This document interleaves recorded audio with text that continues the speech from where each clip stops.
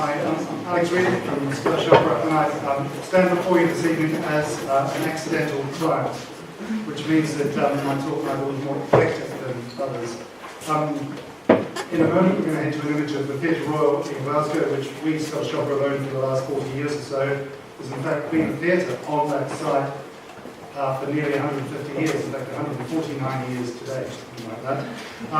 Many of you will remember it as the home of Scottish television, or some of you. Some of you will remember it as the home of Scottish television in the 50s, 60s and 70s, and we've owned it for the last 40 years or so. Extensively referred to a gorgeous auditorium and backstage, the Phipps Auditorium. One of the things I always try to do is stand in the foyers of every theatre we're in after a performance. It gives me a great chance, A, to be, I suppose, the face of the company, but also to gather as much feedback as I can from our audiences. And mostly it goes along the lines of, love the show, but do you know what? Or it used to go along the lines of, love the show, but shame about the queues for the loos, the bars, it's too hot, it's too cold, there are no lifts, box office was too small, and the foyers were too small. Yeah. So in 2010, we accidentally acquired a gap site on the northern end of the building on Calcaddens Road, which really was an opportunity to secure land for the future. At that point, I became the accidental client on behalf of the board. A very special challenge. As we progressed through the OJU process, we appointed Page Park, and I realised that I had a role really to try and articulate my own vision for the building in order to help Page Park prepare their designs. So I've been in and around the theatre world for over 40 years, so over that time I've acquired certainly some opinions, thoughts and habits, I guess, about what I think works for audiences. And this is genuinely an interesting artistic opportunity because it was for the audiences, not for the performers. Many typical UK theatres have old-fashioned Victorian lifts. It's part of the product of how these buildings were built. We decided we wanted at the heart of the building to be two powerful, fast lifts on the basis that at any one point one could be broken down. Festival Theatre in Edinburgh was another major reference point. We perform there, gorgeous light and views, but when you go into those spaces, especially when you're early, you definitely feel like knobby no-mates. Going to Cardiff, here in Wales, new building, the Wales Millennium Centre, a gorgeously powerful, confident approach as a building, as a structure. As you approach it as an audience member, you get these terrific public spaces that feel most capacious, lots of light.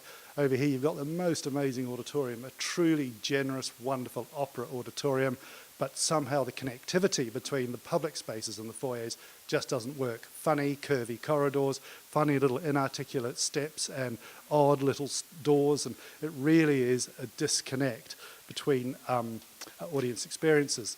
Here we have the National Opera House, which is in fact in Wexford, on the east of Ireland, a tiny little opera festival that's been going for over 60 years. Initially a little 600-seat auditorium, very green, very old, with all the backstage spaces carved out of a row of terraced houses. I first worked there in about '89, and it was very seminal in terms of shaping my views about A, discomfort, and B, going back in 2010 to have a look, to go into the building and to see this fantastic opera house sitting on top of the hill. Wandered into the foyer, said to the box office, "Where's the cafe?" She said, "It's on the 5th floor." Went to the 5th floor, fantastic views. It was full of people, fantastic views across Curracloe Bay, the river. That then led me thinking about roof terraces. Not long after that, I was the informatics building at Edinburgh University. Huge roof terrace there, views across to Arthur's Seat. Again, thinking, cold winter's night, much colder than, this time of year, much colder than tonight, 200 people all on the roof terrace, enjoying the views, the outdoor experience. I then started thinking about how would that feel and behave in Glasgow. This is the King's Place in London, which led me to another part of the journey, which was about, I guess, third place, that connection between home and work, social and professional. I love this building because it's A, it's very generous, B, it's very gracious and accommodating, lots of light, very classy, felt like a place you could be in all sorts of different aspects of your own personality. The National Museum of Rural Life, designed by Page Park, wonderful building. It says on the outside what goes on inside the tin. Again, very generously formed building. Every time I was there, everyone who came into the building really, really enjoyed being inside it. And I thought that was an important quality for us to take away. Again, big boned, lots of light, gracious and generous. Yeah, here we go. moving past that. Come on. the one time I need this slide. Here we go. So this is the foyers of the Theatre Royal in Glasgow, the outcome of a lot of thinking, part of what was at the brief. One of the threads that runs through the heart of Scottish opera is our determination to open up opera. It seemed to me that our home theatre, our home building, needed to articulate that aspiration. At the same time, we wanted a building that really invited the audience in, and once they were in, there was a sense of intuitive wayfinding through it. So in other words, at any point, you would know where you were. This is our upper circle foyer, lots of smaller, intimate spaces, fantastic light pouring, and really high-quality materials and finish. I might say that we did the joinery ourselves. And also, the other part of this has formed an accidental small opera house in that foyer. Here we have an exterior, wonderful Glasgow corner, Glasgow lantern, visible from all around Hope Street, Kirkcallan's Road. Again, the quality I love most is that you can see what's going on inside as you come by. It's no longer a place of mysterious ritual.